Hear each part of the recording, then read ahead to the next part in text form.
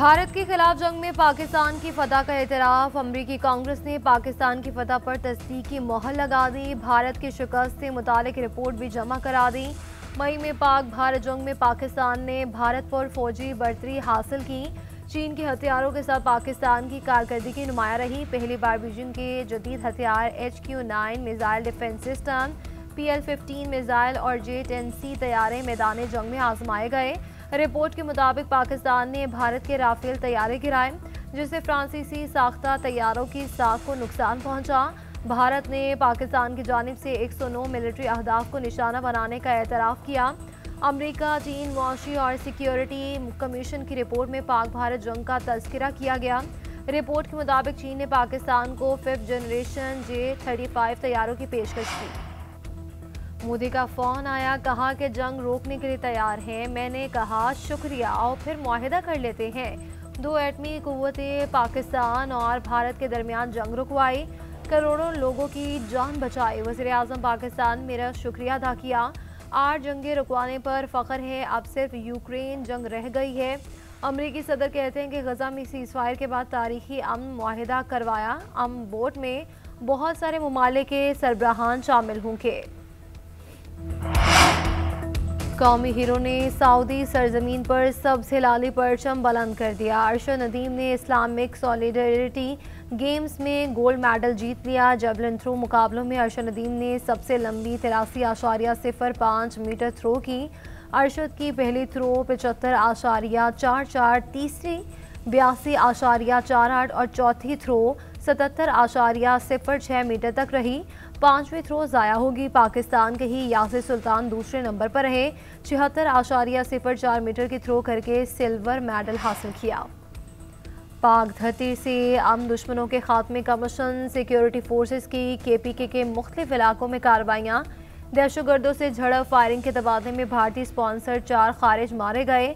भारी तादाद में असलहा और गोला बारूद बरामद। ISPR के मुताबिक फोर्सेस ने 17 और 18 नवंबर की दरमियानी शब बाजोड़, डेरा इस्माइल खान और शिमाली वजीरिस्तान में कार्रवाइयाँ की। हलाक खारिज मुतादिद दहशतगर्द कार्रवाइयों में मुलव्विस थे। सदर मुमलिकत, वज़ीर-ए-आज़म और वज़ीर दाखिला का दहशतगर्दों के खिलाफ कामयाब कार्रवाइयों पर सिक्योरिटी फोर्सेस को खिराज तहसीन। फितना खारिज के खात्मे तक ऑपरेशन जारी रखने के आज़म का एदा।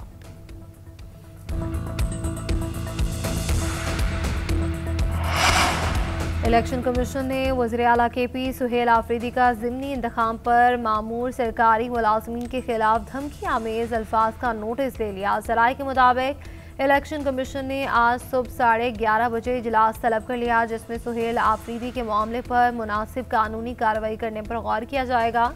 सुहेल आफरीदी ने एबटाबाद में जलसे से खिताब करते हुए कहा था कि 23 नवंबर को ज़िमनी इलेक्शन में तहरीक इंसाफ के उम्मीदवार उमर अयूब की अहलिया 2 लाख वोट लेकर कामयाब होंगी। उन्होंने इंतजामिया और पुलिस को खबरदार करते हुए कहा कि अगर इलेक्शन के दिन बदमज़गी हुई तो आप रात तक ओहदों पर नहीं रहेंगे।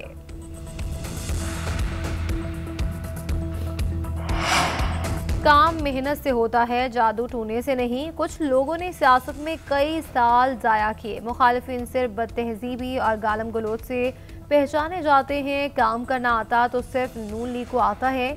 वज़ीर आला पंजाब का रावलपिंडी में इलेक्ट्रिक बस की इफ्तिताही तकरीब से खिताब। कहा कि मौजूदा हुकूमत के 1.5 साल में पंजाब के अंदर 10,000 किलोमीटर सड़कें बना दी। सूबे के 20 शहरों में दिल के अस्पताल जल्द फाल हो जाएंगे।